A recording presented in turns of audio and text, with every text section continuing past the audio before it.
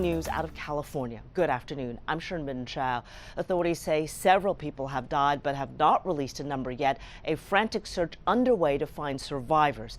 A 75-foot dive boat went up in flames near Santa Cruz Island, that is north of LA near Santa Barbara. It was reportedly on a Labor Day weekend cruise to the Channel Islands.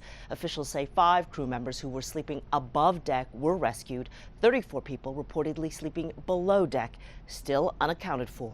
Search and rescue operations underway right now. That boat sank about 20 yards offshore, and soon the investigation will shift into what sparked the blaze. We are staying on top of this breaking story and will break you any new developments on KHOU.com and on our later newscasts. And right now we are all